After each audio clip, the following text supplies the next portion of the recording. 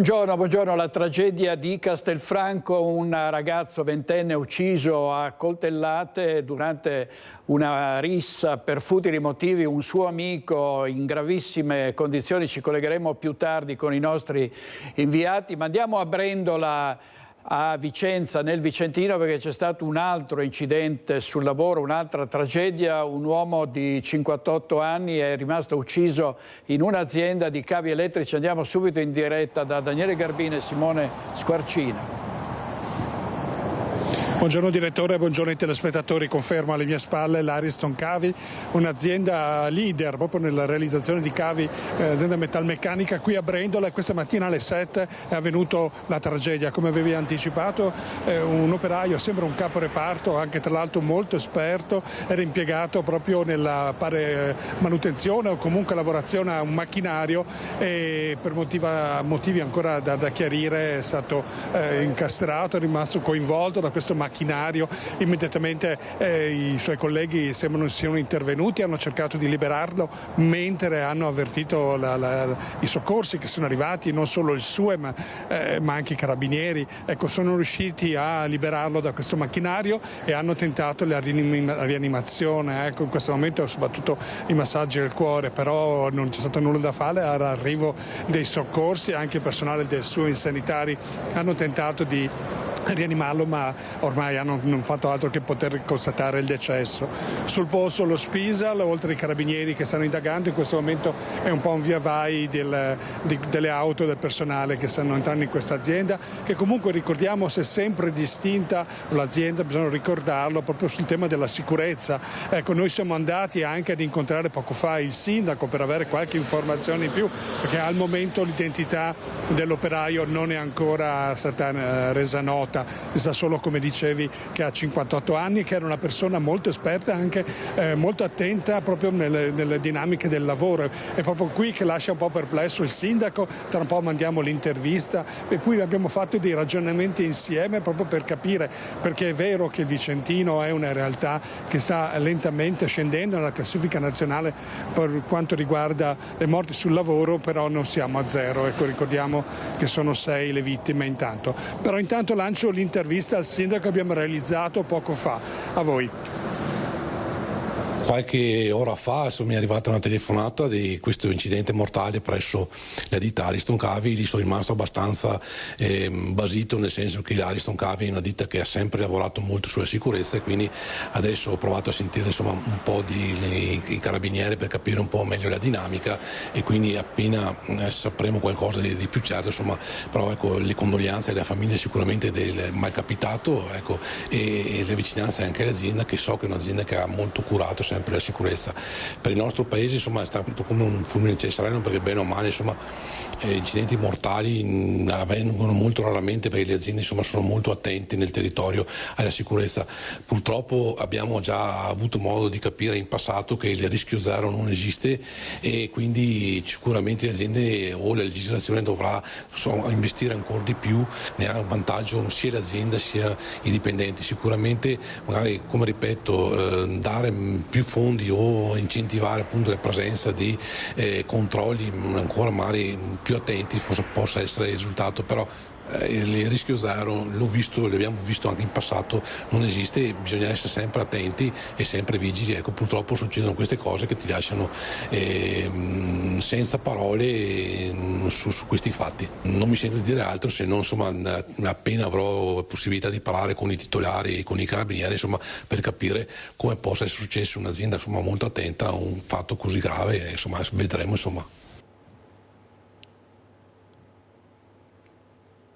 Ragazzi hanno affrontato.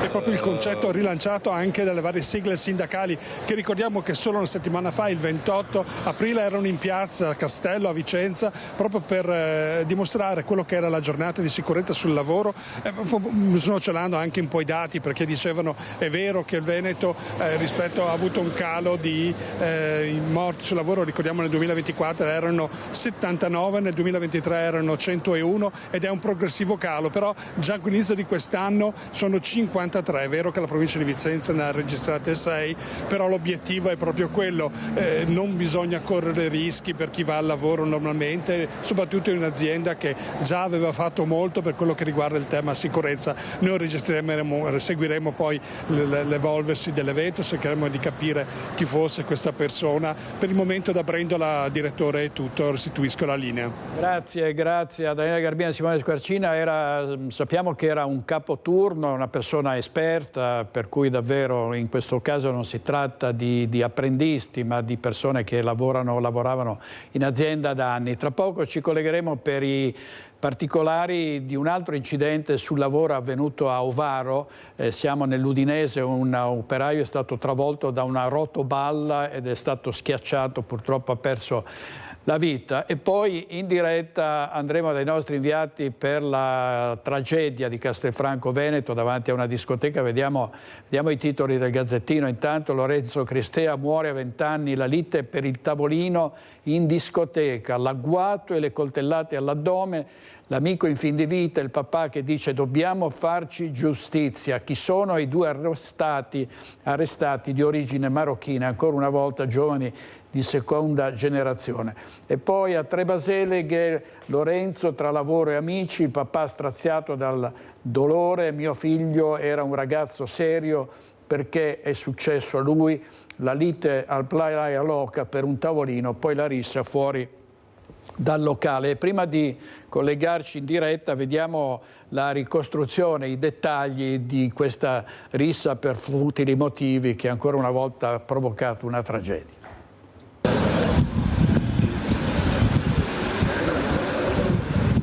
Una lite è nata da un diverbio dentro la discoteca. Il posto è mio, lasciaci in pace. Le minacce già dentro il locale Playa Loca di via Pagnana a Castelfranco alla Baita al Lago.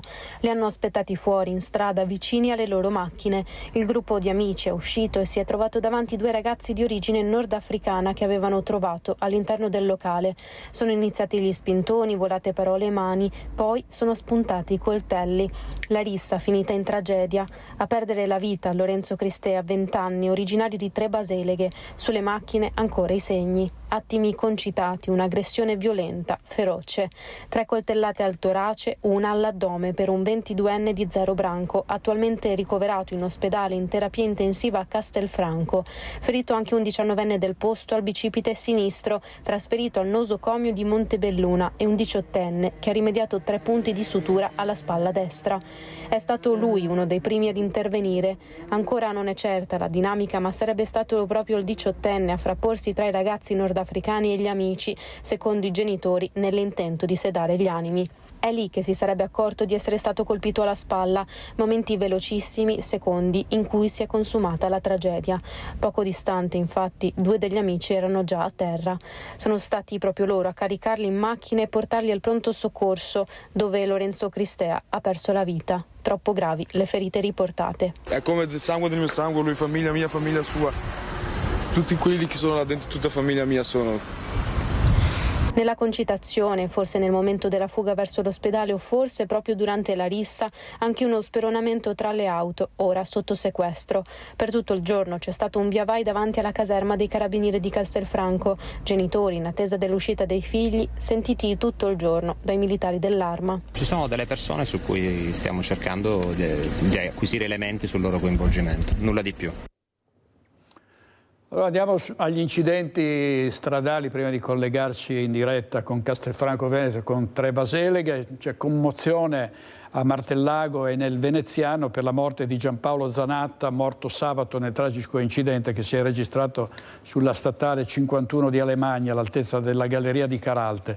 Diversi mezzi coinvolti, 5 feriti, tutti in via di miglioramento, tra cui 2 bellunesi, una trevigiana di Valdobbiadene e 3 padovani. Zanatta era a bordo della sua auto quando la collisione con altri veicoli è stata violenta quanto micidiale. A occuparsi delle indagini i carabinieri di Belluno. L'uomo di 61 anni lascia la moglie e 2 figli. Zanatta era molto conosciuto, un noto architetto ma anche un apprezzato musicista. Ha fatto anche parte della Big Vocal Orchestra. Il lutto del sindaco Brugnaro ha preso con profondo dolore la notizia della tragica scomparsa di Zanatta, figura di grande rilievo per la nostra comunità, architetto stimato a Mestre, dice ancora Brugnaro, già impegnato con dedizione in importanti incarichi pubblici come la Commissione di Salvaguardia di Venezia e la Presidenza di Venezia Spiagge. Giampaolo, conclude il sindaco Brugnaro, ha sempre mostrato un forte senso civico e un autentico amore per la nostra città. E adesso sul purtroppo il numero altissimo di incidenti stradali in auto e in moto, sentiamo cosa ci ha detto il sindaco di Spresiano, Marco Della Pietra.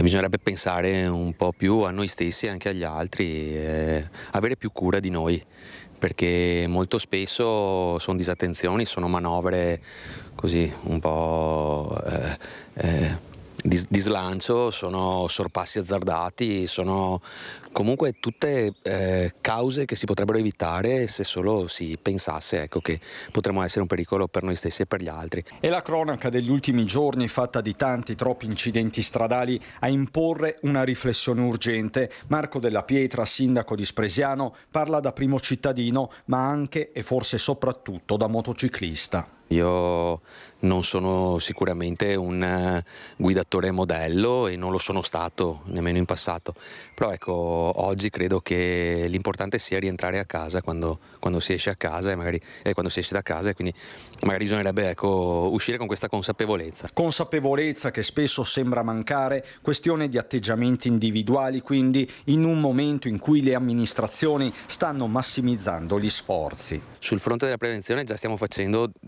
tutto il possibile, non è mai abbastanza, ma lo stiamo continuando a fare, non abbiamo mai smesso come amministratori, sia per la parte appunto preventiva più dolce, sia per quella preventiva ma repressiva, e quindi multe, autovelox, T-Red e tutto quello che può fungere da deterrente. Ma quella di Della Pietra non vuole essere una reprimenda. Le sue parole sono state diffuse e condivise anche con un post sui social, partendo dal presupposto che il rischio zero non esiste. È evidente che i primi a dover fare qualcosa siamo noi, quando usciamo di casa, siamo noi quando prendiamo in mano un'auto o una moto.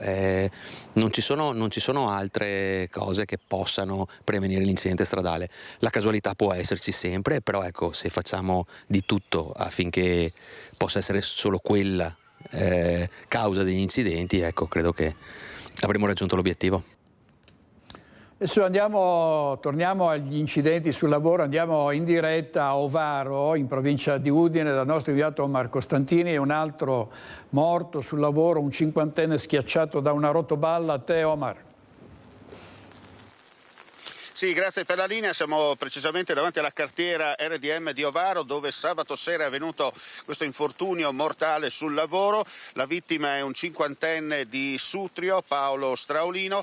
Era appena sceso dal muletto, stava diciamo così spostando insieme al suo collega che stava guidando una pala gommata della carta da macero, una bobina di circa 12 quintali che per causa, ripetiamo, in fase di accertamento da parte dei carabinieri e dell'ispettorato del lavoro è finita addosso allo sfortunato operaio, che praticamente è morto sul colpo. Sotto shock è sceso subito il suo collega, ha cercato di prestargli i primi soccorsi, nel frattempo ha allertato attraverso il numero unico di emergenza 112 i sanitari, che sono giunti celermente a bordo sia dell'ambulanza dal vicino ospedale di Tolmezzo e sia l'elisoccorso che è decollato dalla base di Campoformido. Purtroppo, come detto, per il cinquantenne non c'è stato nulla da fare. La notizia della morte di Straulino ha fatto in poche ore il giro della Carnia. Noi siamo, per la precisione, nella Val Degano, mentre l'operaio era originario della Valle del But. Tra l'altro sono 170 gli operai all'interno di questa cartiera e tutti si conoscono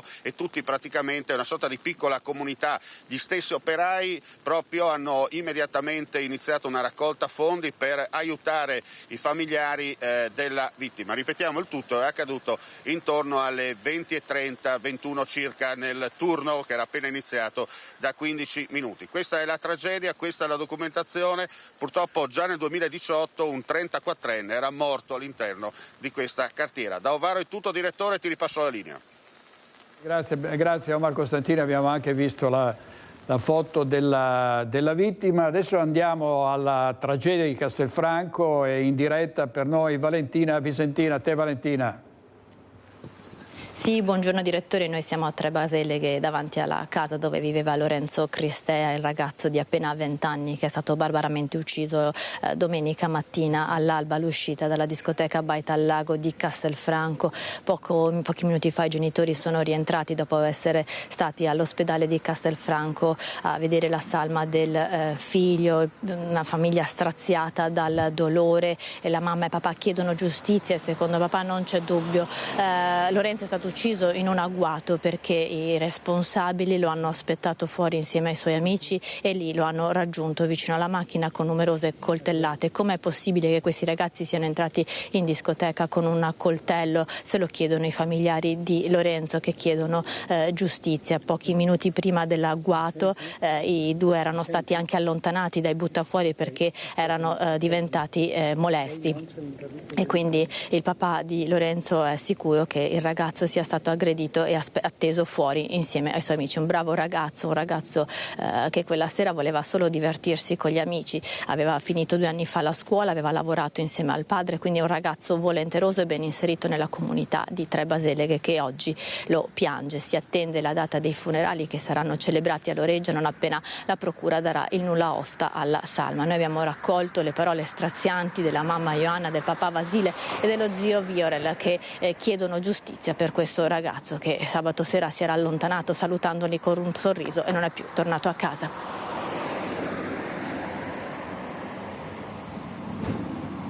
Loro sono stati attaccati e i nostri ragazzi, il mio ragazzo e i suoi amici sono andati in soccorso. Che anni hanno questi ragazzi e il vostro figlio? 18. Ha sbagliato?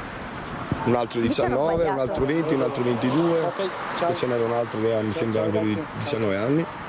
Fortunatamente suo figlio, insomma, sta ora meglio, però poteva succedere il peggio. Che sensazione è da madre? Non ci sono parole. Inimmaginabile, credo, il parlo per lei perché la vedo come sta, perché pensando anche che è morto anche un ragazzo e uno in gravi condizioni, poteva succedere, essendo lui stato accoltellato, poteva succedere anche magari anche a lui. Cioè adesso non si vive più tranquilli, non si sta, quando i ragazzi escono 18-19 anni non si sta più tranquilli, non si dorme più la notte. Ma adesso si vedrà insomma come procederanno le cose. Esatto. Adesso aspettiamo, vediamo cosa. Loro saranno chiamati credo come testimoni, non come parte in causa, insomma.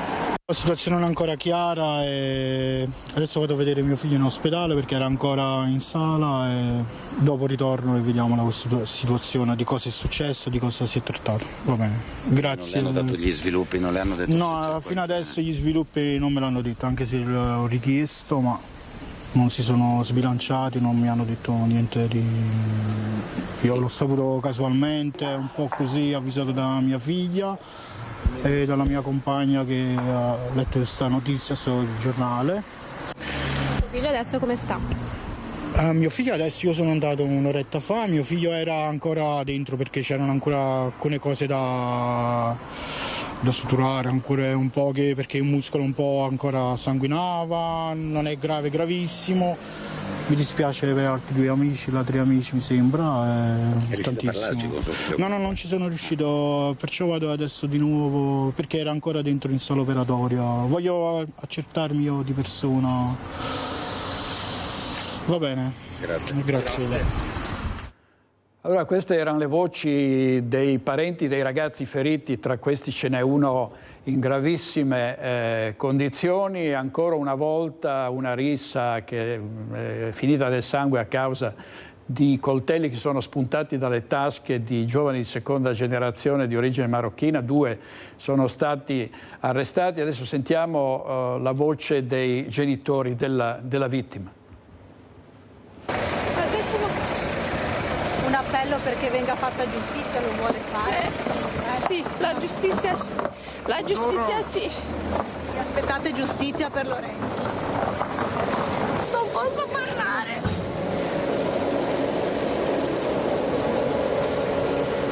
Mio figlio non torna più.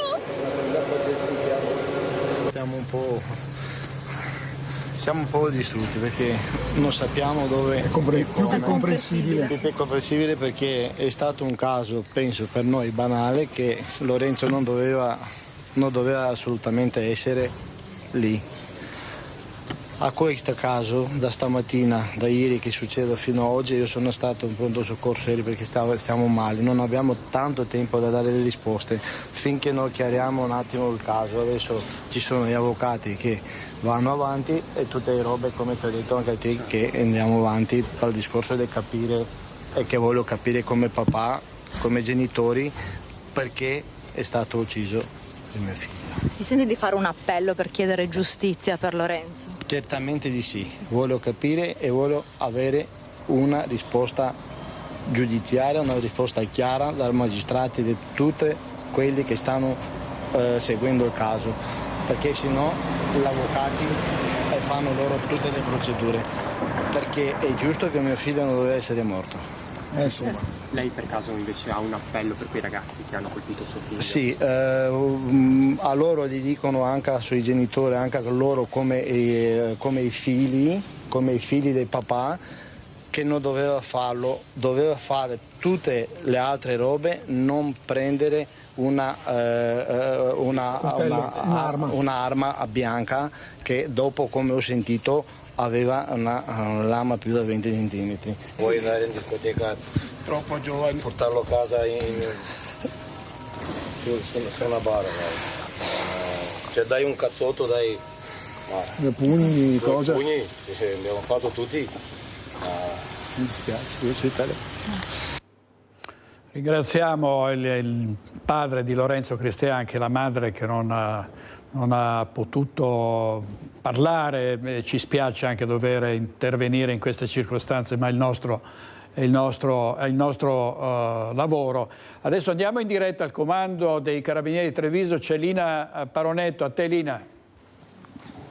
Buongiorno direttore, buongiorno ai telespettatori di Rete Veneta. Sì, siamo qui con Nicoletta Rizzetto. Ringrazio come sempre per la disponibilità il tenente colonnello Stefano Mazzanti, buongiorno, che ha cercato su delega della Procura di fornirci alcuni chiarimenti su quello che è successo all'esterno della Baita al Lago di Castelfranco, nel parcheggio, dicevamo, dove si sono affrontati questi due gruppetti, possiamo dire, la coppia di ragazzi marocchini che poi sono stati entrambi arrestati. Uno è accusato di omicidio, l'altro per ora di tentato omicidio, ma ci sono degli approfondimenti in corso. Dicevi bene direttore, seconda generazione, uno è proprio nato a Montebelluna, l'altro proviene dal Marocco. E poi 7 ragazzi invece che risiedono a cavallo tra la provincia padovana e trevigiana. La vittima, abbiamo sentito i genitori di Trebaseleghe, invece il ragazzo che sta lottando tra la vita e la morte è invece un ragazzo del nostro territorio di Zero Branco, 22 anni appena. Ci sono degli elementi, comandanti, su cui state lavorando, non sarà un lavoro breve, i 2 arrestati non hanno fornito granché di spiegazioni, c'è un movente, sempre che un movente ci sia, che vada oltre questi futili motivi di cui parliamo fin troppo spesso ultimamente. Avete innanzitutto un video realizzato col telefonino da una persona estranea ai fatti che vi è stato fornito e che può essere il punto di partenza per ricostruire quello che è accaduto. Sì, esatto. Quello che ha detto, abbiamo un video che per fortuna ci consente di avere quantomeno un'idea di quello che potrebbe essere accaduto. Dal video si vede appunto questa colluttazione che avviene tra i 2 gruppi, in realtà tra il gruppo a cui apparteneva il deceduto, il Cristea Lorenzo, e questi 2 italo-marocchini, diciamo, e deve essere fatto ancora un approfondimento investigativo, perché ancora non ci consente di ricostruire pienamente la dinamica e quindi di poter poi attribuire le varie responsabilità. Possiamo dire sicuramente che tutti i giovani coinvolti sono comunque accusati di rissa aggravata chiaramente per la morte di uno dei contendenti e il ferimento grave degli altri, e per quanto riguarda uno dei 2 ragazzi l'accusa è quella di omicidio e tentato omicidio. Anche su questo, dicevamo prima, si approfondirà, perché sono stati sferrati 5 fendenti alla vittima, altri 3 al ragazzo ferito, quindi i 5 fendenti alla vittima non è detto che siano stati prodotti da un'unica mano. No, al momento abbiamo ritrovato un solo coltello, si è parlato anche nella giornata di ieri di 2 coltelli, ma al momento ne abbiamo trovato uno solo. Si tratta di un coltello a serramanico con foggia di tipo militare che chiaramente abbiamo trovato nel parcheggio vicino a dove sono stati poi fermati 2 giovani italo-marocchini e che presenta delle tracce di sangue su cui poi faremo degli approfondimenti analitici attraverso il RIS di Parma e sempre su delega dalla Procura il dottor Caprarola che sta coordinando le attività di indagine. Comandante, tutti i ragazzi incensurati, i 7 del gruppo della vittima, i 2 italo-marocchini diciamo così, ma in tasca un coltello di questa foggia.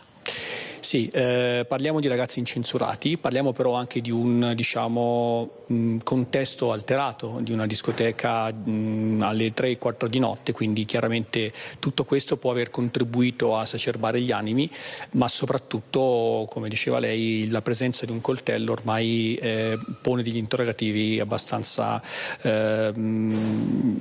tragici, nel senso che la presenza di questi coltelli, di queste armi da taglio è sempre il veicolo per il quale poi queste risse trascendono e hanno poi conseguenze mortali o tragiche. Ecco, i feriti sono stati tutti portati in ospedale dagli amici, si era parlato anche di danneggiamenti alle auto, a una delle auto, in realtà non c'è stato alcun inseguimento, ci avete chiarito, i 2 ragazzi marocchini sono scappati di fatto e sono stati fermati prima dalla vigilanza che già li aveva buttati fuori dal locale e poi siete arrivati voi, naturalmente li avete presi in custodia. Quello con l'accusa più pesante, una volta resisi conto dell'omicidio, si è avvalso della facoltà di non rispondere, poche spiegazioni anche dall'altro ragazzo. Sì, esatto, diciamo che dalle dichiarazioni che abbiamo avuto da tutti i protagonisti della vicenda non abbiamo tratto un granché, anche perché comunque il contesto, come dicevo, era un contesto di alterazione generalizzata e soprattutto perché appunto le dichiarazioni rese sono state rese comunque alla presenza di un legale e con tutta la circostanza legata alla loro comunque utilizzabilità in ambito investigativo. Ci sono approfondimenti, c'è un lungo lavoro dicevamo da fare adesso, comandante, capire se si conoscevano questi ragazzi oppure no e capire appunto se si può andare oltre a qualche sguardo di troppo o a qualche spinta. Fatto sta che in questo momento quello è l'ambito, no? 2 ragazzi a cui non va giù di essere stati buttati fuori dalla discoteca per colpa dell'altro gruppetto che li aspettano fuori e si mettono a dar coltellate. Sì, al momento non risulta che i 2 gruppi avessero avuto dei pregressi, quindi tranne l'episodio appunto che era accaduto qualche minuto prima, qualche ora prima all'evento tragico, non risulta che ci siano state altre vicende tra i 2 gruppi, quindi è verosimile che tutto sia scaturito da questa voglia di rivalsa, voglia di vendetta dei 2 ragazzi che erano stati espulsi dal locale e che quindi hanno pensato di aggredire gli altri contendenti, ma colpevolizzandoli per quello che era accaduto. Fatto sta che la Marca Trevigiana, meno di 5 mesi dall'omicidio di via Castelmenardo, si trova a fare i conti con un altro delitto davvero che lascia basiti. Io ringrazio per la disponibilità come sempre il tenente colonnello Stefano Mazzanti, ringrazio Nicoletta Rizzetto per la parte tecnica, direttore, da cui ti restituiamo la linea. Grazie molte, grazie al colonnello Mazzanti, a Lina Paronetto e a Nicoletta Rizzetto. Oggi in regia ci sono Mattia Pizzaglia e Italo Morao. Adesso vediamo prima le dichiarazioni del sindaco di Castelfranco Veneto e presidente della provincia di Treviso, Stefano Marcon. È un fatto gravissimo che ha scosso non solo il sottoscritto ma tutta la comunità. Sono stato avvisato questa mattina di questo fatto gravissimo, ci sono indagini in corso da parte dei carabinieri. Le prime informazioni che ho avuto io è cominciata una lite all'interno del locale, una lite verbale, e il locale ha attivato le procedure di allontanamento che hanno in essere in tema di sicurezza, perché così hanno fatto. La lite poi è proseguita fuori del locale in via pubblica ed ha avuto questo esito che non so quale aggettivo usare per definirlo. Il primo pensiero è andato ai familiari della vittima e da genitore non so cosa provino, so che il papà ha avuto un malore anche e quindi è una situazione gravissima e difficile anche da commentare. La riflessione che faccio è che bisogna in qualche modo arrivare ad avere una certezza di pena perché poi non ci sia una sorta di impunità rispetto a queste cose che, ribadisco, non possono essere declinate a bravate piuttosto che ad altre questioni. È una responsabilità che deve essere imputata all'autore del delitto e rispetto al quale mi auguro non ci siano scusanti da buonisti. Prima bisogna capire la verità delle cose, che sembra agli aggressori essere di origine marocchina. Nell'immaginario collettivo, quando parlavo di perché hanno i coltelli in tasca, magari ci si rifà a un'associazione perché magari può essere più portato avere i coltelli in tasca a questi piuttosto che gli italiani. Da noi non vi è la cultura. Usiamo il condizionale, però la somma di queste cose non appiana, non mette su un piano di dialogo lineare e facilita, anzi enfatizza le differenze. Il nodo dell'integrazione delle seconde, terze generazioni. Sì, secondo me quello è un tema ancora che ha margini di molto miglioramento. È un grosso problema, diceva giustamente il sindaco di Castelfranco, questi ragazzi che girano con i coltelli in tasca. Ricordo l'uccisione di Francesco Favaretto nel cuore di Treviso in via Castel Menardo. Adesso andiamo nel paese natale del cardinale Pietro Parolin, segretario di Stato e uno dei più papabili in vista del conclave. Dopodomani inizia il conclave, tra i preferiti, insomma, tra coloro che vengono indicati come possibili successori di Francesco c'è proprio Pietro Parolin. Andiamo in diretta da Mirko Cavallina. A te, Mirko. Buongiorno direttore, sono con Renzo Rigon di fronte alla chiesa parrocchiale di Schiavon. Possiamo dire che in qualche modo qui il conclave è già iniziato perché in pochi hanno voglia di parlare, un po' per scaramanzia, un po' per rispetto nei confronti della famiglia, dei parenti del cardinale Parolin che ancora qui abitano a poca distanza da dove ci troviamo noi. Ufficialmente il sindaco Simone Dellai e il parroco Don Luigi Chemello ci hanno dichiarato stamattina che non rilasceranno dichiarazioni pubbliche e ufficiali fino alla fumata bianca. Questo ci hanno detto proprio per rispetto della famiglia e per non alimentare illusioni o peggio le chiacchiere. Quindi qui ci sono in questo momento poche persone, stanno uscendo i bambini dell'asilo della vicina scuola materna. Qualcuno siamo riusciti a incrociarlo, ve lo proporremo nel telegiornale di questa sera. Possiamo dire in sintesi che c'è grande aspettativa.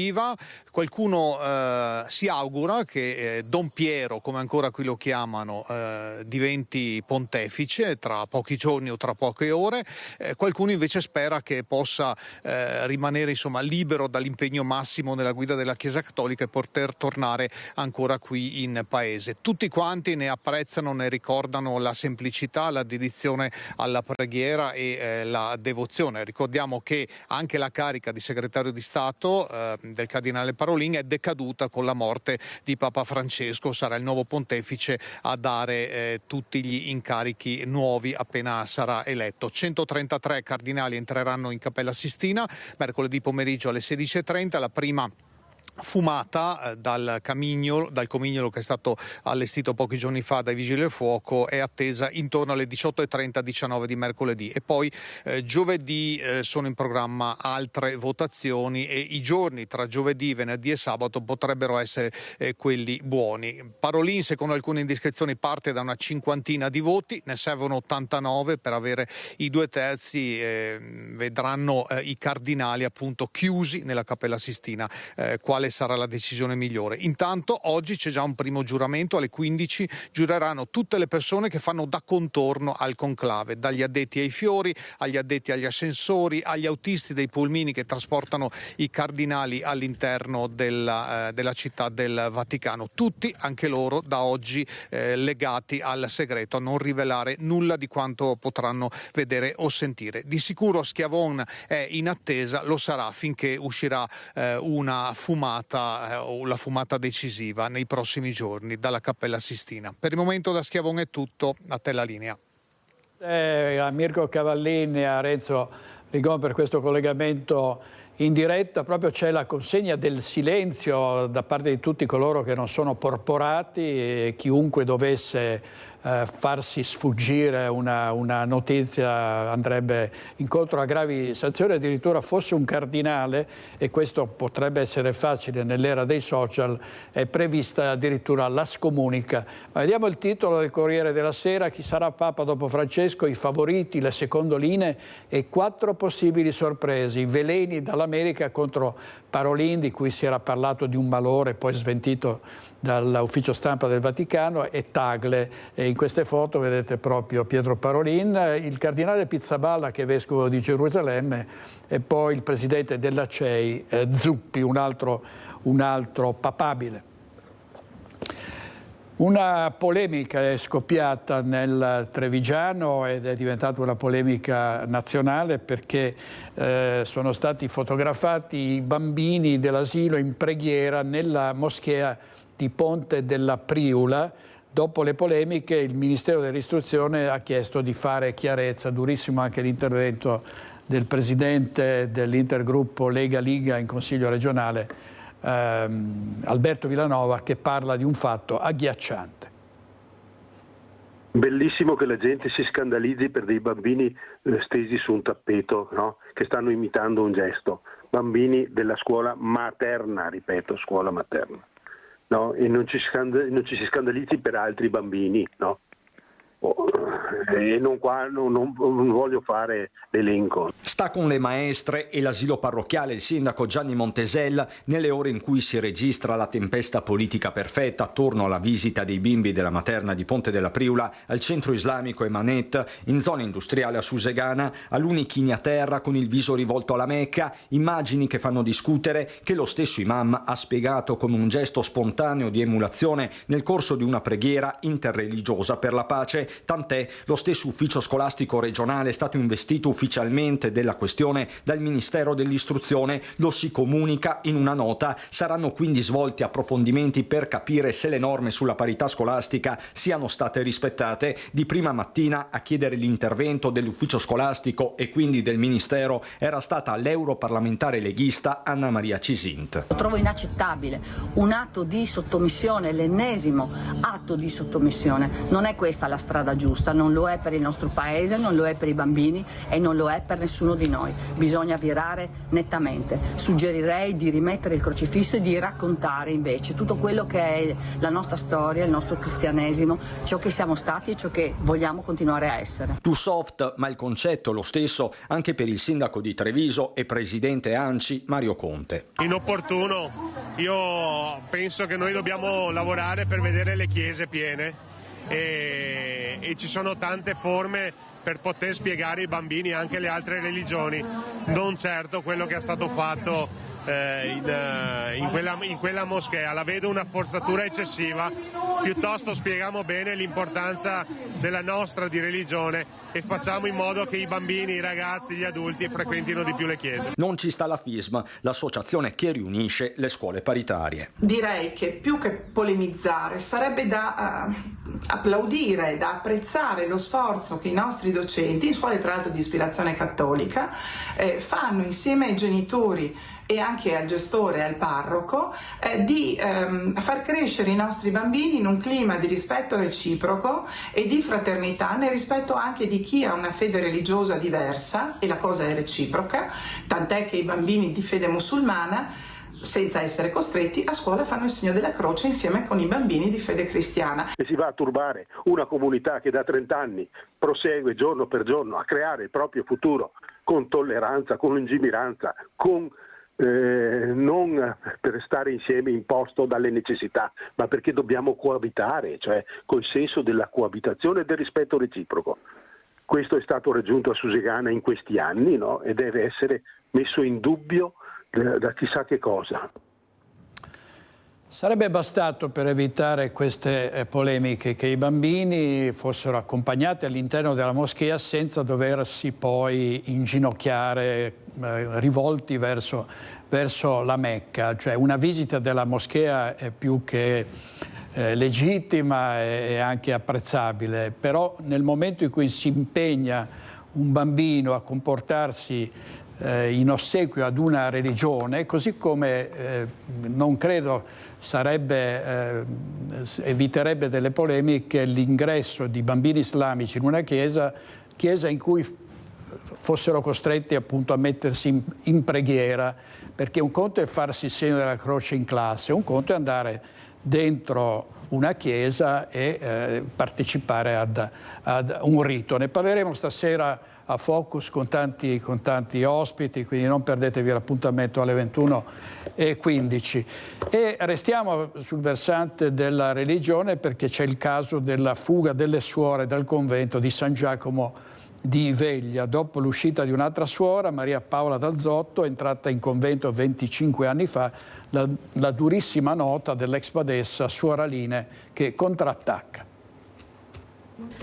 Vi scrivo in un momento per me molto difficile. La nomina della commissaria, Suor Driscoll di 81 anni, a presiedere il monastero dopo la mia destituzione non è il punto centrale. Il vero problema è il motivo per cui il dicastero ha arbitrariamente disposto il mio allontanamento senza fornire alcuna motivazione ufficiale o denuncia canonica.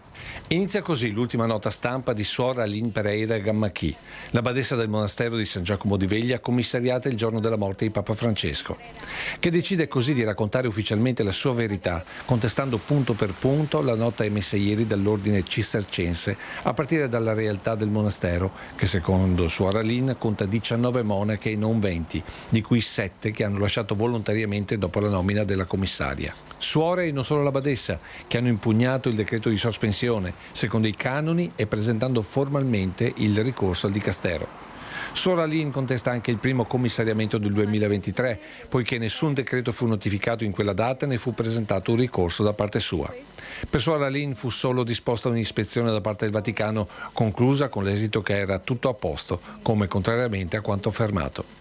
Ma l'ex badessa si scaglia pesantemente contro padre Lepori, l'abate generale dell'ordine, a partire dalla sospensione comunicata il giorno della morte di Papa Francesco. Purtroppo l'aggressività dimostrata non dal dicastero, che non può più esercitare potere durante la sede papale vacante, ma dalla comunicazione dell'ordine cistercense è grave e inaccettabile, perché ha divulgato falsità e affermazioni diffamatorie lesive della mia dignità, fede e onorabilità.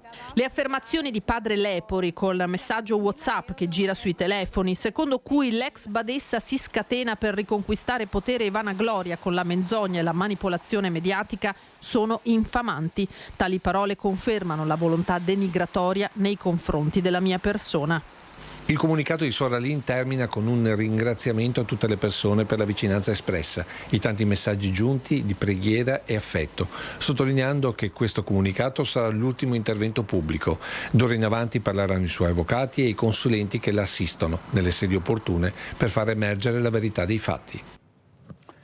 Servizio di Lucio Zanato, vi abbiamo dato conto prima della tragedia di Castelfranco Veneto, la rissa con l'accoltellamento di 2 giovani da parte di 2 ragazzi di origine marocchina, un morto, l'altro ferito gravemente, e una violenta rissa tra 2 bande di extracomunitari è stata la classica goccia che ha fatto traboccare il vaso, e qui siamo a Crocetta del Montello. La questura ha chiuso un bar che è diventato un covo, era diventato un covo di pregiudicati.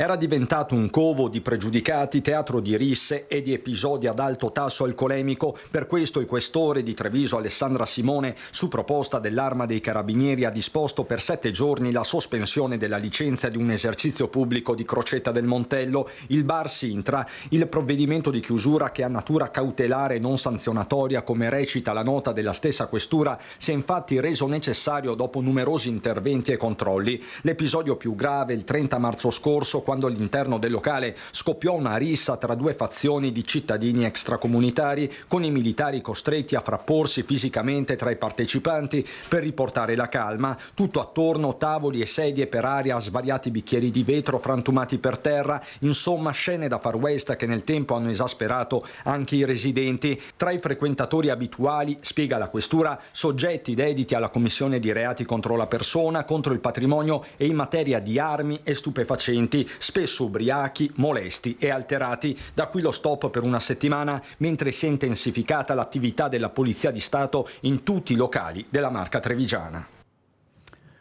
E parliamo di carceri. A proposito di carceri, delle polemiche sui sovraffollamenti, a Padova una ennesima aggressione, un mese di prognosi per un agente di polizia penitenziaria, mentre un altro è stato minacciato con una lametta. 2 agenti di polizia penitenziaria aggrediti da un detenuto del carcere 2 Palazzi di Padova. Uno dei 2 agenti ha dovuto ricorrere alle cure dei medici che hanno stabilito per lui una prognosi di 30 giorni. La notizia è stata resa nota da Giovanni Vona, segretario per il Triveneto del Sindacato Autonomo di Polizia Penitenziaria. Un detenuto straniero ristretto al secondo blocco B del carcere, racconta Vona, ha lanciato del pane indurito contro 2 poliziotti. La peggio l'ha avuta l'ispettore di servizio con 29 giorni di prognosi, mentre un terzo agente è stato minacciato con una lametta.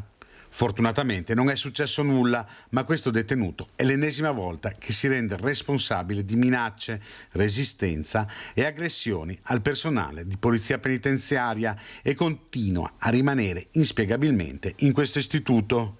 Donato Capece, segretario generale del SAPPE, sollecita urgenti provvedimenti a tutela della polizia penitenziaria in servizio.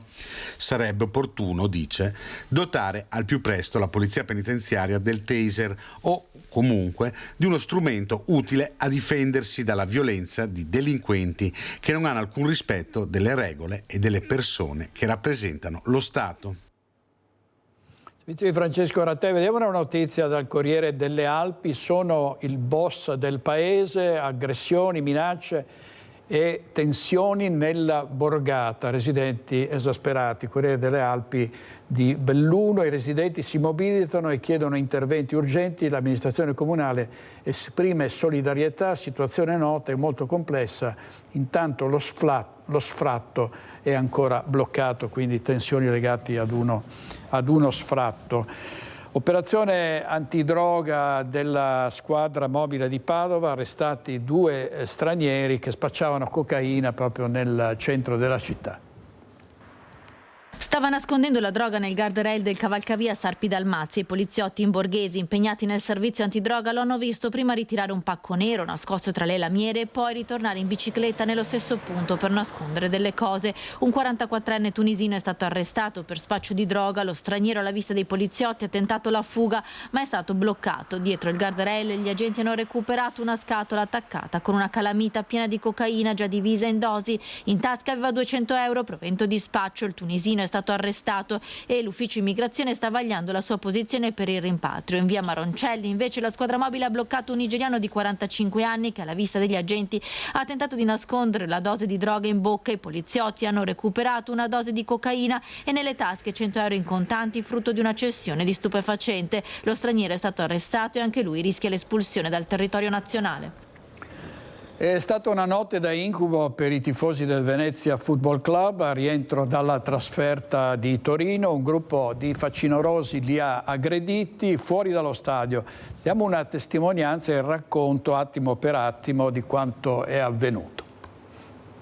Con il volto incappucciato, fumogeni e bastoni volevano impedire con la violenza a un minivan con a bordo un piccolo gruppo di tifosi del Venezia di lasciare lo stadio per tornare a casa dopo la partita Torino-Venezia, nonostante il pulmino fosse scortato dalla polizia.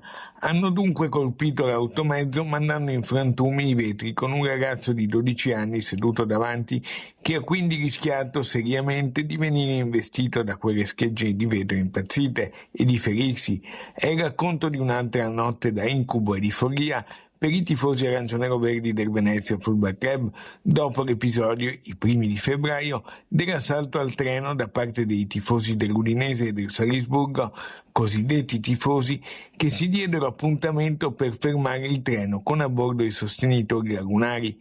Questa volta invece a Torino c'era anche una rappresentanza del club Alta Marea con il presidente Franco Vianello Moro, testimone diretto che racconta. Un episodio molto più triste e molto più angosciante da un certo punto di vista, che è quello di un tentativo di assalto da parte di alcuni facinorosi, ultras Granata, che hanno tentato di impedire il proseguo della corsa mettendosi in mezzo alla strada. Uno dei pulmini che era nel nostro corteo è stato in qualche maniera danneggiato. Noi abbiamo sentito dall'interno del pullman nettamente uno scoppio di un petardone, di una bomba a carta, di qualcosa di molto rumoroso. Fumogeni e bombe carta contro il minivan. Gli occupanti, dopo un pernotto di fortuna e ancora sotto shock, sono potuti tornare a casa solo in mattinata, in treno ancora visibilmente scossi. Uno dei vetri del pulmino ha subito un danno. L'abbiamo visto, l'abbiamo saputo successivamente quando a un certo momento la scorta della polizia ci ha fatto rallentare un attimo e ci ha fatto capire che era successo qualcosa di serio a uno di questi pulmini, per fortuna senza particolari conseguenze. E la Guardia di Finanza di Treviso ha concluso un'indagine su un traffico internazionale di 120.000 litri di alcol etilico di contrabbando per accisa e IVA evase pari a 1,4 milioni di euro. Sono state denunciate 2 persone, sequestrato un tir con 24.000 litri di alcol. L'alcol etilico proveniente dalla Polonia, introdotto in Italia attraverso i valichi di Gorizia, Udine e Trieste, era destinato ad alcune località tra le province di Napoli e Reggio Calabria e aveva documentazione falsa che lo descriveva come liquido disinfettante. Un espediente che serviva a eludere i controlli delle pattuglie delle Fiamme Gialle su strada per la verifica delle merci che fanno ingresso nel territorio nazionale. Gli alpini della sezione ANA di Montegrappa si stanno preparando per partire per Biella, sede della Dunata Nazionale delle Penne Nere che inizia venerdì, sabato e domenica. Ne abbiamo parlato con il presidente della sezione Giuseppe Rugolo, che ha già in agenda anche gli appuntamenti successivi per le Penne Nere. Il gruppo Media Nord-Est sarà presente a Biella per portare in diretta con le nostre reti, nelle case dei telespettatori, i volti, le voci, la musica e le musiche di questo importante evento. Sentiamo Ferdinando Garavello. Presidente, mancano ormai pochissimi giorni alla Dunata Nazionale di Biella, con negli occhi ancora le immagini di Vicenza, nel cuore ancora le emozioni di quella che viene ricordata come una fra le adunate più belle di sempre. Come vi state preparando? Noi siamo già pronti, più che come ci stiamo preparando, no, a parte la battuta, ci stiamo preparando che praticamente siamo in partenza. Già lunedì partiranno i primi alpini alla Sparuta, ma però andranno ad approntare i primi campi che accoglieranno poi tutto il resto che arriverà man mano durante la settimana. Siamo pronti, arriveremo a Biella in forze, stimiamo oltre le 1000 presenze per quanto riguarda la nostra sezione, a ranghi compatti e a ranghi completi soprattutto. Ogni anno un'emozione diversa, ogni anno un luogo diverso, però è una cosa che resta sempre per voi. Del resto la dunata è una cosa particolare fin dalla prima del 1920 sull'Ortigara, che ha visto radunarsi i primi reduci, diciamo, proprio delle battaglie dell'Ortigara, tra l'altro, e poi a seguire è un modo di ritrovarsi, sia pur goliardico, nel senso per ricordare i tempi della Naia, i tempi quando si è fatto il militare insieme, ma poi unisce anche il sacro, quella alla domenica, sfilando davanti al Labaro nazionale decorato di 216 medaglie d'oro. Ricordiamolo che non è una cosa da sottovalutare, anzi è la prima, per ribadire il nostro impegno, la nostra presenza, sia pur dopo tanti anni, dopo più di un secolo. Noi gli alpini ci sono sempre, fedeli al motto per non dimenticare. Presidente, subito dopo tempo di sistemare un po' le cose, poi ci sarà Conegliano che, visto il luogo, visti i progressi dell'anno scorso, si preannuncia come un altro appuntamento piuttosto importante. Il raduno del Triveneto, del terzo raggruppamento, ho detto anche il Triveneto, quest'anno sarà a Conegliano il 14-15 giugno, ma ha già un sold out perché Conegliano ha visto nascere i reparti di artiglieria a montagna, il gruppo Conegliano appunto fra l'altro. Conegliano è terra di alpini per eccellenza, un po' come tutto il terzo raggruppamento, e perciò siamo già preparati per questo raduno, ma di fatto noi, la sezione Monte Grappa, viene da uno degli eventi più importanti, sta diventando uno degli eventi più importanti, che è la consegna del cappello alpino agli allievi del centro addestramento alpino di Aosta, che vede Bassano una volta all'anno ospitare uno di questi corsi.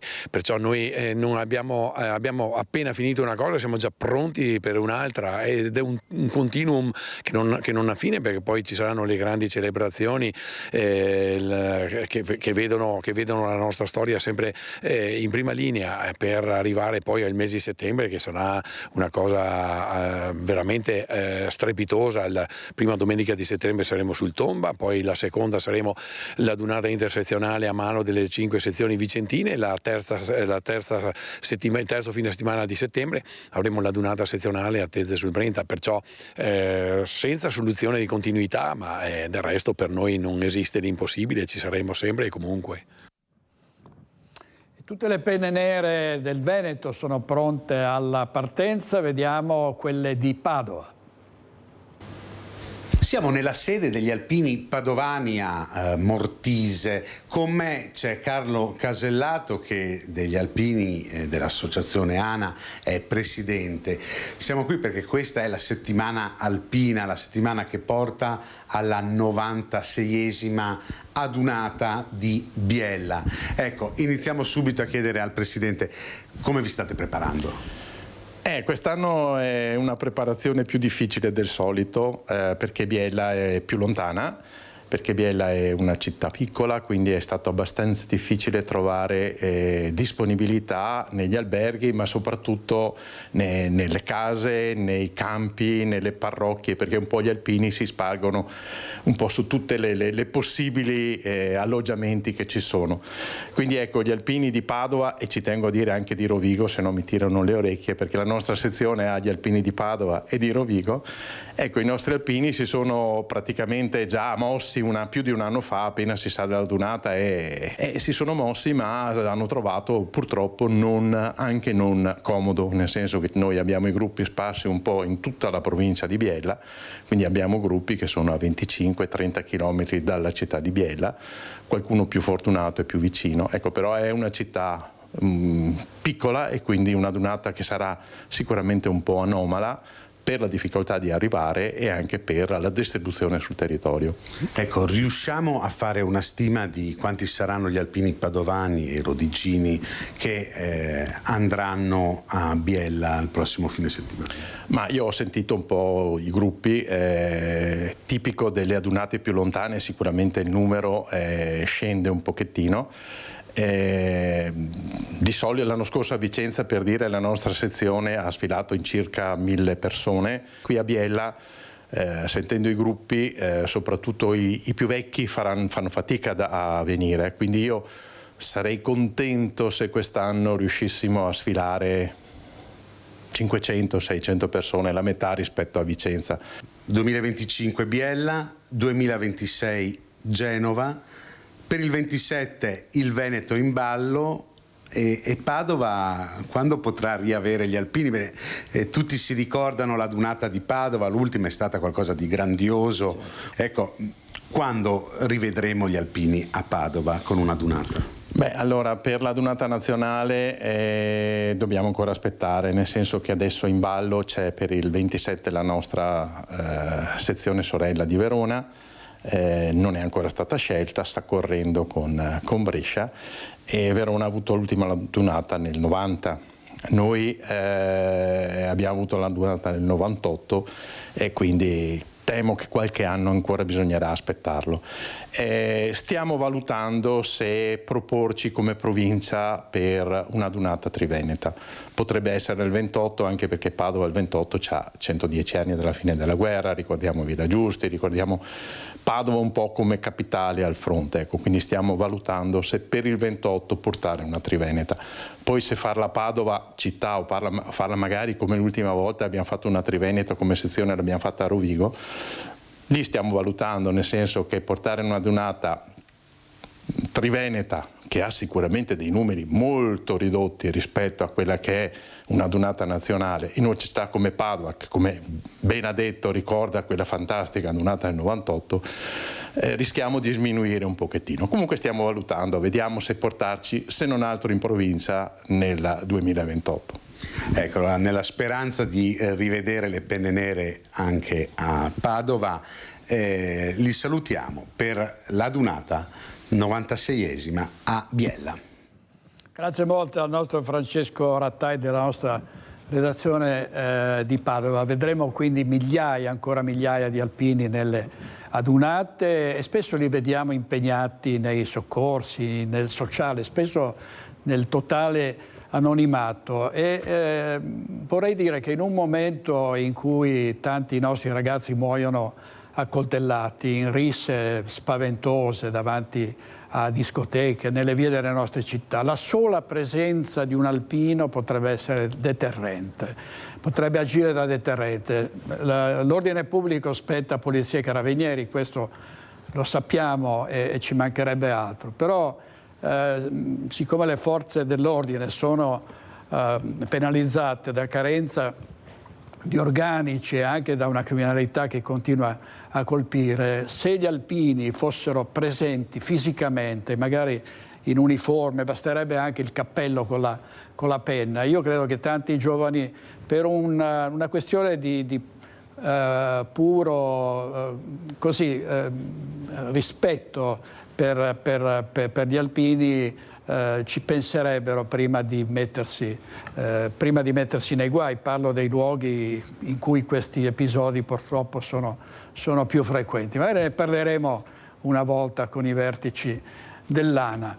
Tanto ancora le penne nere 600 provenienti dalla provincia di Vicenza si sono incontrate nel piazzale delle latterie vicentine a Bressanvido per ricevere 200 forme di formaggio regalate dalla cooperativa agli alpini in partenza per la dunata. Sentiamo. Centinaia di penne nere provenienti da tutta la provincia di Vicenza si sono date appuntamento nella sede di Latterie Vicentine a Bressanvido per rinnovare quella che ormai è diventata a tutti gli effetti una tradizione. Anche quest'anno, infatti, la cooperativa ha deciso di regalare a tutti i gruppi della provincia una forma di formaggio Brenta da portare alla dunata di Biella. L'anno scorso avevamo proposto la prima edizione di vicinanza di fatto al gruppo degli alpini, per noi quasi naturale, essendo io stesso un alpino, e abbiamo pensato di riproporla perché a dare un segnale di attenzione a chi generalmente corre nel momento di bisogno ci sembrava una bella cosa. Sul palco, assieme a Mocellin, fresco di conferma alla presidenza dell'importante realtà produttiva, anche il colonnello Alessandro Ianzini, comandante del reggimento addestrativo di Aosta, e i rappresentanti delle 5 sezioni vicentine delle penne nere per l'inno nazionale e i saluti di rito.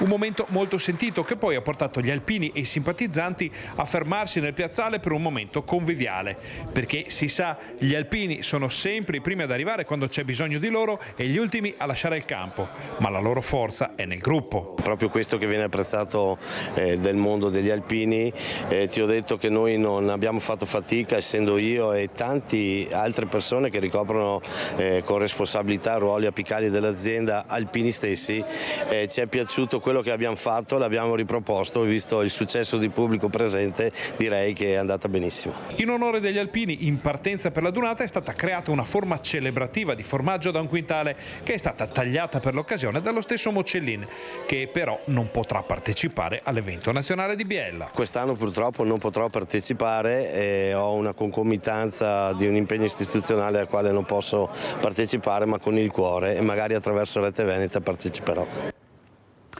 Allora siamo felici di collegarci con un grande del cinema, un grandissimo regista italiano che ha deciso di girare il suo prossimo film in Veneto. Parliamo di Pupi Avati, che vedo in diretta con Ilaria Marchiori. A te, Ilaria. Sì, buongiorno direttore, non servono altre presentazioni perché la tua ha già detto tutto. Siamo qui in compagnia di Pupi Avati, sono onoratissima tra l'altro di trovarmi proprio qui accanto a lui, è un onore per tutti noi averla qui. Lei ha scelto il Veneto per il suo prossimo film, perché? No, io ho scelto Jesolo per il prossimo film, più che il Veneto. Il Veneto è vastissimo, invece Jesolo ha delle peculiarità tali perché il mio scenografo Giuliano Pannuti ha fatto dei sopralluoghi in generale e si è accorto che fra le cittadine di mare, quelle più frequentate dal turismo, soprattutto quello del nord Europa, ecco, Jesolo rappresentava, era in testa alle classifiche con alcune altre città tipo Rimini e Riccione, ma Rimini e Riccione l'abbiamo già usato in tanti altri film. Jesolo rappresentava una novità. Siccome raccontiamo la storia di una famiglia di bagnini, quindi di persone, e soprattutto di un bagnino che si faceva chiamare Mister, perché era stato il Mister Bagnino dell'Adriatico, tutte le tedesche erano innamorate di lui, allora dovevamo necessariamente trovare e cercare un luogo come questo. L'abbiamo trovato, e non solo abbiamo trovato un luogo in cui è possibile che ci sia stato un bagnino che ci facesse chiamare Mister, ma abbiamo trovato soprattutto per adesso in queste location delle persone con un senso dell'accoglienza, con un piacere di accoglierci, del sapere che verremo a girare qui, che è abbastanza insolito. A Roma, per esempio, non è più praticata questa accoglienza di questo genere. Questo è un onore, perché solitamente cosa dicono dei veneti? Che sono freddi. Ma probabilmente lo sono con voi, fra voi veneti lo siete, con quelli del cinema non lo sono, forse perché qui il cinema non c'è stato ancora poco. So che c'è Ridley Scott che sta girando o sta per girare qualcosa, ma comunque tanti film a Jesolo non sono stati ancora fatti.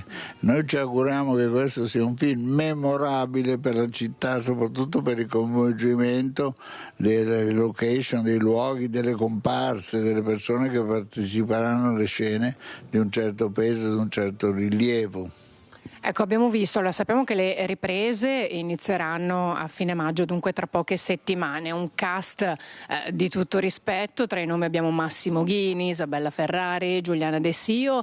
Ha appena parlato delle comparse, quindi sa già chi si cerca, perché naturalmente tutti gli iesolani ma anche tanti veneti non vedranno l'ora di sapere che tipo di comparse cercano. Beh, adesso lo diremo a questo capogruppo che dobbiamo incontrare verso sera, spiegheremo loro attraverso l'organizzatore, mio fratello soprattutto che è produttore, spiegherà loro quelle che sono le parti che giriamo qua, che sono 3 settimane a Jesolo e 3 settimane a Roma.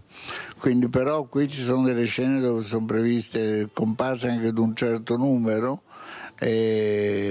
e quindi io penso che le persone che intendono provare l'ebbrezza di un set o la noia di un set, perché 7 persone dopo un po' vogliono andare via, no, ma non per tutti è così piacevole questa esperienza. Comunque ecco, saranno coinvolte, auguriamoci, per poi andare al cinema e cercare di riconoscersi in quella massa, e certe volte succede che non si riconoscono. Un'ultima domanda prima di restituire la linea. Lei sta per essere premiato, un premio meritatissimo, un premio alla carriera, arriverà tra pochi giorni. È emozionato? Ma non sono emozionato perché dopo 55 film il premio della carriera, non so quanti ne avrei dovuti fare, altri 20 per riuscire ad avere un premio della carriera. Mi sembrava che fosse, l'hanno dato un po' a tanti, però in questo caso arriva sulla parte conclusiva della mia carriera, cioè io spero di fare ancora diversi film, ma non ne farò certamente altri 55 per avere un altro premio della carriera. Comunque è meglio le cose conquistarle dopo che esordire attraverso dei risultati, perché dopo sei già demotivato. Adesso invece succede che ti aspetti per esempio anche altri premi, non soltanto questo. So che c'è una domanda, direttore. Sì, intanto volevo esprimere ancora la mia soddisfazione come nei miei panni di presidente della Veneto Film Commission. Lì c'è anche Jacopo Chessa, il direttore della Veneto Film Commission, io sono il presidente, per cui siamo felici di avere Pupi Avati. La domanda, Avati, è questa. Credo che, se ho capito bene, il protagonista è un celebre conduttore televisivo che cade a un certo punto in disgrazia. Sì, celeberrimo. Ecco, spero che poi la categoria non esca con le ossa rotte. No, il film segue questo conduttore televisivo che ha dato alla conduzione televisiva il senso della sua vita, senza dare tanta importanza alla qualità umana della sua vita. Alla fine si renderà conto che anche l'essere umano, invece, un essere umano di un qualche valore, forse premia di più che essere un grande conduttore televisivo. Ecco, questa è la morale. L'ultima cosa, non ha mai pensato di dedicare fare un film autobiografico sui suoi 4 peggiori anni alla Findus, i 4 peggiori anni della sua vita alla Findus? Come fa a saperlo? Ho letto, in realtà l'ho fatto, si chiamava Cinema ed era una serie televisiva che facevano nel 1980. Lì ho raccontato come sono riuscita a scappare dalla Findus per sposare poi una ragazza che mi piaceva molto e che è ancora mia moglie dopo 60 anni. Peggio per lei. Complimenti maestro, grazie, verremo a trovarla sul direttore, set. Un abbraccio. Ancora tanti complimenti. Grazie. Grazie anche a Ilaria Marchiori e credo Sandro Ponchio con lei. Grazie a voi. Grazie Ilaria. Allora andiamo con Simone Merlo. Simone Merlo, il nostro operatore. Andiamo in pubblicità e poi torniamo subito con altri servizi, altri collegamenti. State con noi.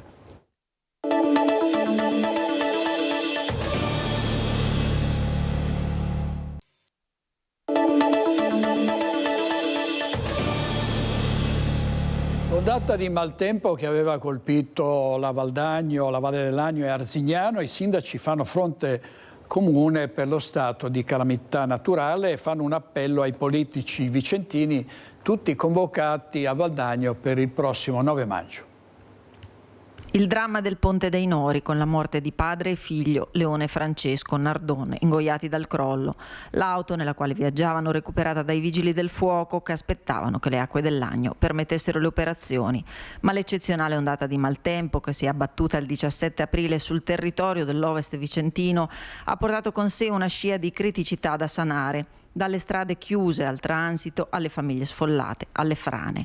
Pertanto i sindaci hanno deciso di fare fronte comune per la richiesta al governo del riconoscimento dello stato di calamità naturale e lanciano un appello ai parlamentari e ai consiglieri regionali vicentini perché si facciano portavoce del territorio, invitandoli a un incontro venerdì 9 maggio.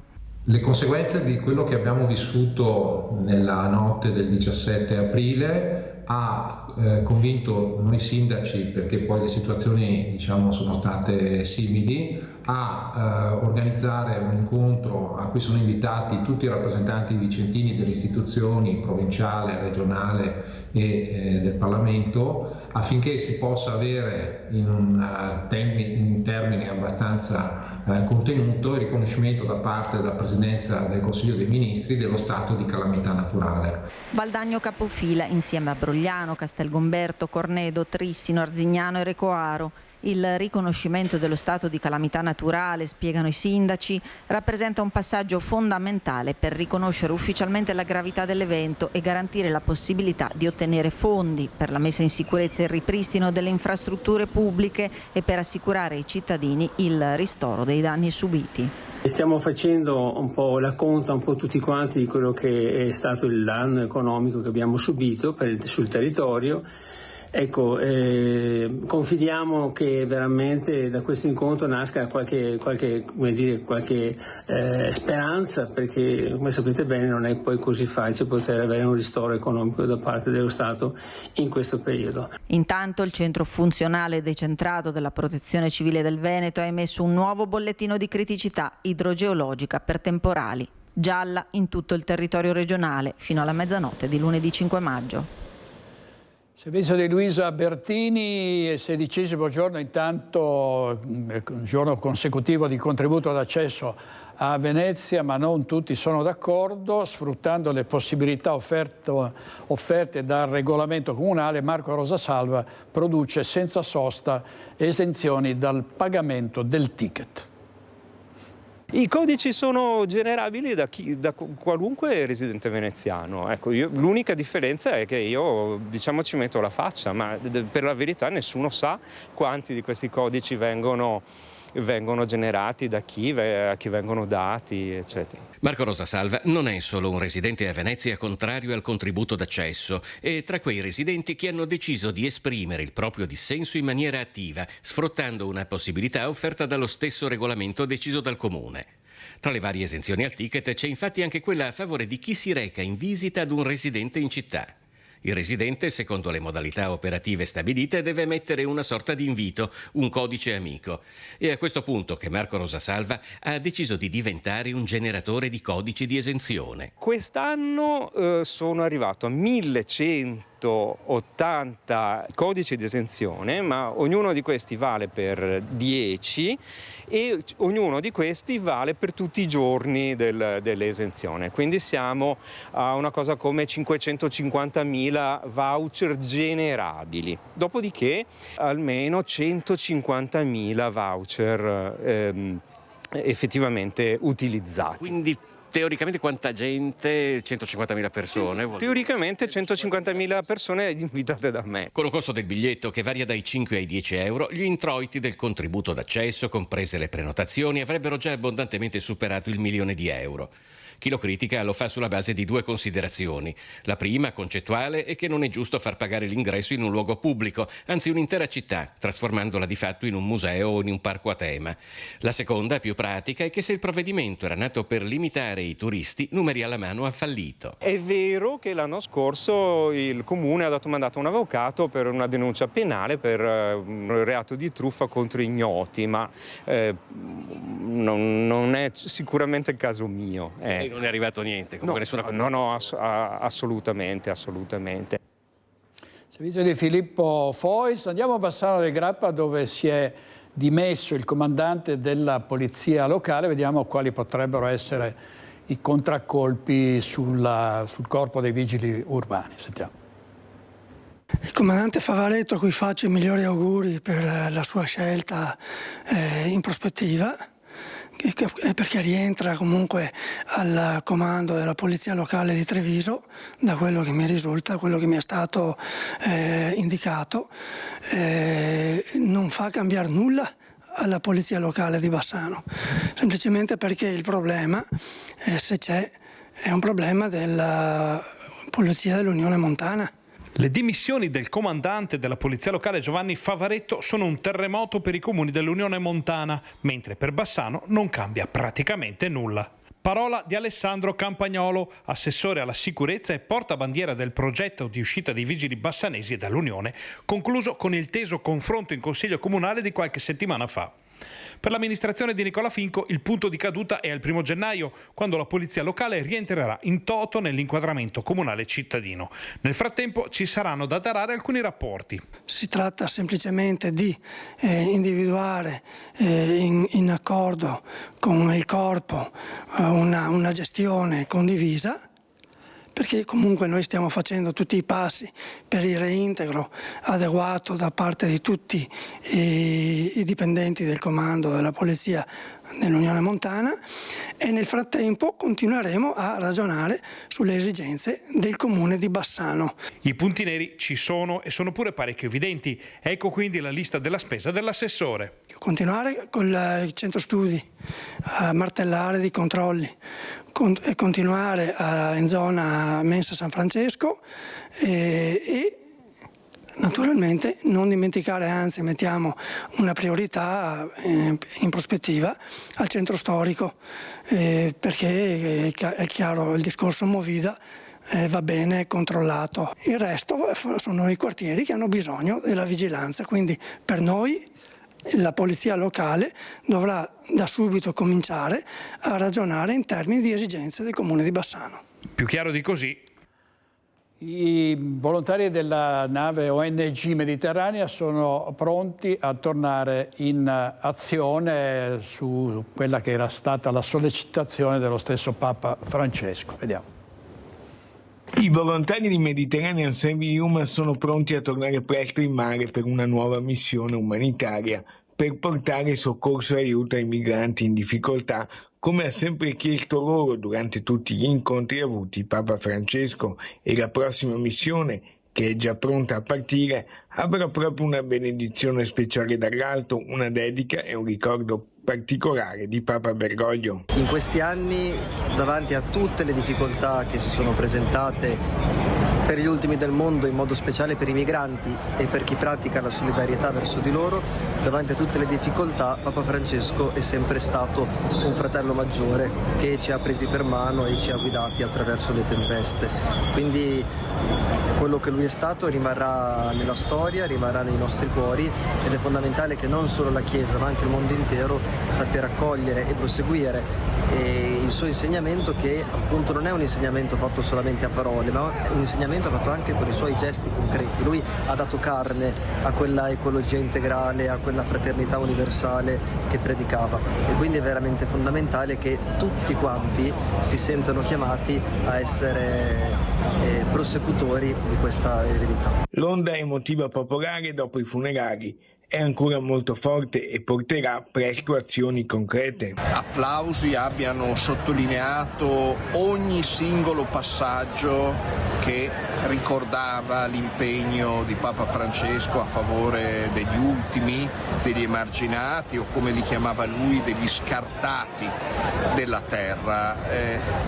Una testimonianza appunto del popolo di Papa Francesco, che chiede evidentemente una cosa alla Chiesa: di continuare nella sua opera, di continuare nel solco che Papa Francesco ha tracciato, nel continuare con questo forte messaggio di inclusione, di fratellanza, di pace contro le guerre e chi sulle guerre fa profitti.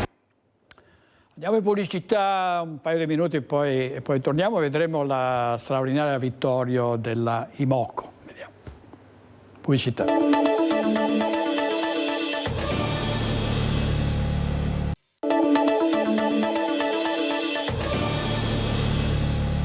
Partiranno a giugno i lavori di restauro del Duomo di Cittadella, consacrata nel 1826. La chiesa è uno dei simboli della città murata.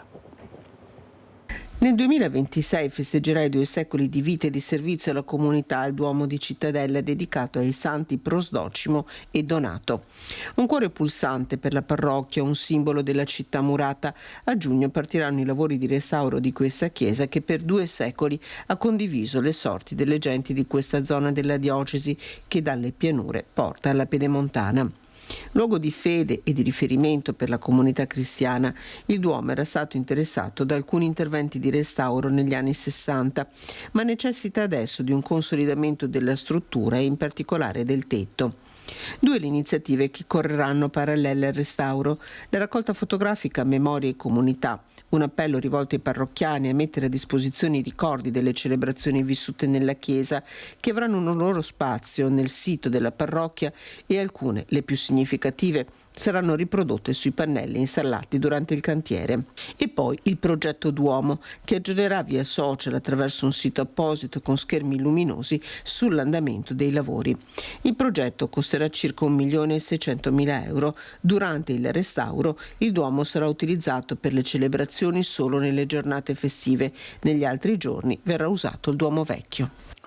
Il servizio di Chiara Gaiani, chiudiamo con lo sport, la vittoria alla Champions League, l'Imoco Volley Conegliano si conferma la squadra più forte d'Europa e del mondo. La finale a Istanbul con il trionfo per 3-0 sulle avversarie di Scandicci è il 5° trofeo stagionale dopo la Supercoppa, il Mondiale per club, la Coppa Italia e lo Scudetto. Per la prima volta nella storia del club le Pantere conquistano 5 trofei in una singola stagione, completando uno strepitoso grande slam di successi.